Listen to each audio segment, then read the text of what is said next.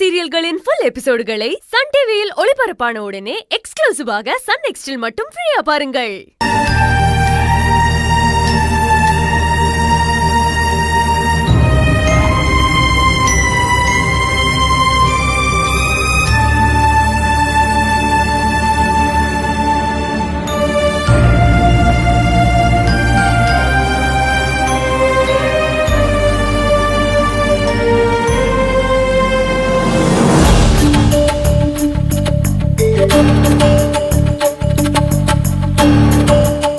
இதுவரைக்கும் நம்ம குடும்பத்துல யாருமே போலீஸ் ஸ்டேஷன் வாசல மிதிச்சதே இல்ல. அந்த அளவுக்கு கௌரவமா வாழ்ந்த குடும்பம் நம்ம குடும்பம். ஆனா நேத்து வந்தவ நம்ம குடும்ப மானத்தை காத்துல பறக்க விட்டுட்டா. குடும்ப பிரச்சனையில நம்ம எல்லாரையும் போலீஸ் ஸ்டேஷன்ல கொண்டு போய் உட்கார வச்சு அவமானப்படுத்திட்டா. ஆமாந்த, அந்த ஒண்ணும் இல்லாதவ நம்ம குடும்பத்தை போலீஸ் ஸ்டேஷன்ல நிக்க வச்சு அவமானப்படுத்திருக்கா. அது மட்டும் இல்லாம அந்த திவ்யா ஸ்டேஷன்ல எவ்வளவு திமிரா நின்னான்னு பாத்தீங்களா?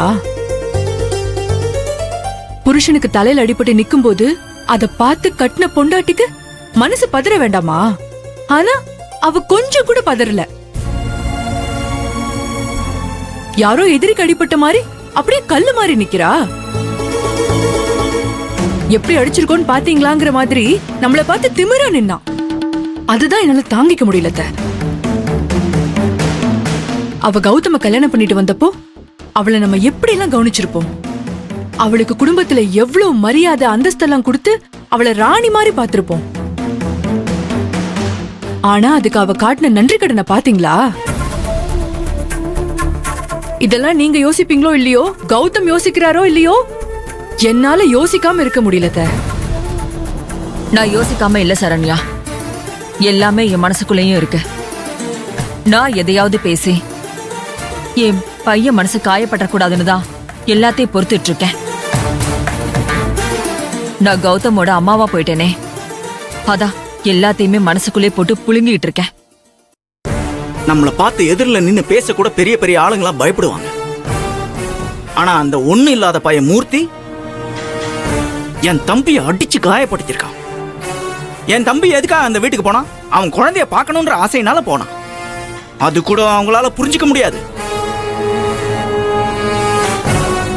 ஏற்கனவே திவ்யா பண்ண துரோகத்தால மனசளவுல காயப்பட்டிருக்கிற என் தம்பியை இன்னும் அடிச்சு காயப்படுத்திருக்காங்க. இதுல என்ன கொடுமைனா, என் தம்பி அடிக்கிறப்போ அந்த திவ்யாவும் நின்னு வேடிக்கை பார்த்துட்டு இருந்திருக்கா. அதை நினைச்சாதான் என்னால தாங்கிக்கவே முடியல. அந்த குடும்பத்துல இருக்கிற எல்லாரையும் அப்படியே கொண்டு போட்டுடலாம் போல இருக்கு. அந்த திவ்யா என்னதான் நம்மளையும் கௌதமையும் அவமானப்படுத்தினாலும் கௌதம்காக எல்லாத்தையும் பொறுத்துட்டு போக வேண்டியதா இருக்கு. என்னதான் இருந்தாலும் இப்ப வரைக்கும் அந்த திவ்யா கௌதமோட பொண்டாட்டி தானே. அந்த ஒரே காரணத்துக்காக தான் எல்லாத்தையும் சகிச்சிட்டு இருக்கோம். இல்லாட்டி ஸ்டேஷன்ல வச்சே அவ மான மரியாதையை வாங்கியிருப்பேன். என்ன நீ பேசுறீங்க? எனக்காக நீங்க எல்லாரும் எதுக்காக பொறுத்து போகணும்? அவ பண்ற எல்லாத்தையும் நீங்க எதுக்காக சகிச்சுக்கணும்? அப்படியெல்லாம் நீங்க இருக்கணும்னு எந்த அவசியமும் இல்ல அண்ணி. ஏன்னா அந்த திவ்யா இனிமே என் பொண்டாட்டியே இல்ல. அவளை நான் தலை முழுகிட்டேன். இனி என் வாழ்க்கையில திவ்யாக்கு இடமே கிடையாது அண்ணி. போதுமா?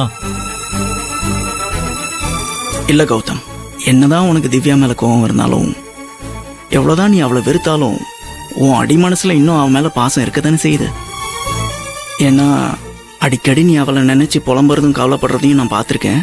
அப்படி இருக்கும்போது ஒரு லிமிட்டுக்கு மேல உன்னை மீறி திவ்யாவை எங்களால எதுவும் செய்ய முடியாது.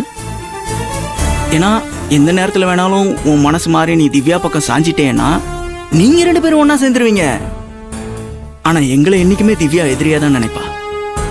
இதெல்லாம் யோசிச்சுதான் சரண்யா சொல்ற மாதிரி நாங்க கொஞ்சம் அடக்கி வாசிச்சுட்டு இருக்கோம். இல்லன்னு வச்சுக்கோ, அவங்க உன்னை அடிச்சு அவமானப்படுத்தினதுக்கும் நம்மளை கொண்டு போய் ஸ்டேஷன்ல நிறுத்தினதுக்கும் அவங்கள குடும்பத்தோட தும்சம் பண்ணிருப்பேன். அண்ணே இல்லண்ணே, நீங்க என்ன தப்பா புரிஞ்சிட்டு இருக்கீங்க. நான் திவ்யா போயிட்டான்லாம் கவலைப்பட்டது இல்லை. அவளுக்காக நான் குடிக்கல. நான் கவலைப்படுறேன்னா அது நம்ம தர்ஷினி குட்டி நினைச்சுதான். நான் திவ்யாவை எந்த அளவுக்கு வெறுக்கிறேனோ அந்த அளவுக்கு நான் தர்ஷினியை நேசிக்கிறேன்னு. என் பொண்ணு இல்லாம என்னால இருக்க முடியலன்னு. அந்த திவ்யா பண்ண தப்புக்காக என் பொண்ணை நான் எப்படி வெறுப்பேன்? இல்லண்ணே, தர்ஷினி எப்படியாவது எனக்கு வேணும்னு. அவ ஏன் கூட தான் இருக்கணும். நான் இவ்வளவு தூரம் போய் பிரச்சனை பண்ணி அவமானப்பட்டு திரும்பி வந்திருக்கேன்னா அது தர்ஷினிக்காக தான். தர்ஷினி குட்டி மட்டும் அங்க இல்லைனா அங்க நடந்திருக்கிறதே வேற யாரு இருந்திருக்குன்னு. தர்ஷினி குட்டிக்கு எந்த சூழ்நிலையிலும் என் மேல வெறுப்பு வந்துடக்கூடாதுன்னு தான் ஒவ்வொரு தடவையும் நான் பொறுத்து போறேன். அதுக்காக நீங்க எல்லாம் பொறுமையா இருக்கணும்னு எந்த அவசியமும் இல்ல. திவ்யாவையும் அவ குடும்பத்துல இருக்கிறவங்களையும் நீங்க திட்டினாலும் அடிச்சாலும் நான் ஏன்னு ஒரு வார்த்தை கூட கேட்க மாட்டேன். வசந்த், கௌதம் சொல்றது சரிதான்ப்பா. என்னாலையுமே தர்ஷினி இல்லாம இருக்க முடியாது. தர்ஷினி நான் தூக்கி வளர்த்த என் பேத்தி, நம்ம குடும்பத்தோட வாரிசு. அவளை எப்படியாவது நம்ம வீட்டுக்கு கூட்டிட்டு வந்தே ஆகணும்பா. அத்தை, தர்ஷினியை எப்படியும் நம்ம வீட்டுக்கு கூட்டிட்டு வந்துடலாம். ஆனா இப்ப இருக்கிற சூழ்நிலைக்கு அது முடியாது. ஏன்னா எந்த பிரச்சனையும் பண்ண மாட்டோம்னு நம்ம ஸ்டேஷன்ல எழுதி கொடுத்துட்டு வேற வந்திருக்கோம். தர்ஷினியை கூட்டிட்டு வரணும்னா கௌதம் இப்ப சொன்ன மாதிரி அவரோட முடிவுல ஸ்ட்ராங்கா இருக்கணும். அவரு ஸ்ட்ராங்கா இருந்தா நம்ம என்ன வேணா செய்ய முடியும். ஆமா கௌதம், நீ தெளிவா இருந்தியானா போதும். திவ்யாக்கு எதிராக கோர்ட்ல எல்லா எவிடன்ஸையும் காட்டி திவ்யா கூட உனக்கு வாழ விருப்பம் இல்லைன்னு வாதாடி கோர்ட்ல விவாகரத்து வாங்கிடலாம். அதே சமயம் குழந்தையையும் நம்ம பக்கம் இழுத்துடலாம். அண்ணே, வக்கீல் நோட்டீஸ் அனுப்புறதுக்கு முன்னாடி நான் என்ன சொன்னோனோ அதே தான் இப்பவும் சொல்றேன். நான் தெளிவா தான் இருக்கேன். எனக்கு இதுக்கப்புறம் திவ்யா வாழ்க்கையில தேவை இல்லை. எனக்கு தெரியாம அவ இடத்த வித்துட்டு அத பத்தி என்கிட்ட சொல்ல தேவையில்லைன்னு என்னை எடுத்தறிஞ்சு பேசினவதான் அவ. அம்மா மேல கைய நீட்டினவன அவ. தர்ஷினிய நான் ரெஸ்டாரண்ட் கூட்டிட்டு போனப்ப ஈவருக்கும் கொஞ்சம் கூட இல்லாம தர்ஷினி என்கிட்ட இருந்து பிரிச்சு கூட்டிட்டு போனவ அவ. குழந்தைய பாக்கணும்ன்ற ஏக்கத்தோட அவ வீட்டுக்கு போய் குழந்தைய கூட்டிட்டு வரும்போது பாவம் அப்பா தானே குழந்தைய கூட்டிட்டு போட்டு நினைக்காம அவ அண்ணனை வச்சு என்ன அடிச்சு அவமானப்படுத்தினானு.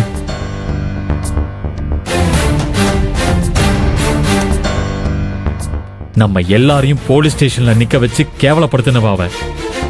அவ செஞ்ச தப்பெல்லாம் என்னைக்குமே என்னால மறக்கவும் முடியாது, மன்னிக்கவும் முடியாதுன்னு. அதனால நான் உறுதியா சொல்றேன், திவ்யாக்கு இனிமே என் வாழ்க்கையில இடம் கிடையாது. கண்டிப்பா டிவோர்ஸ் வாங்கணும்னு. அதே சமயம் குழந்தை நம்ம கிட்ட வந்து சேரணும். இதுக்காக நான் என்ன வேணாலும் பண்றதுக்கு தயாரா இருக்கமா.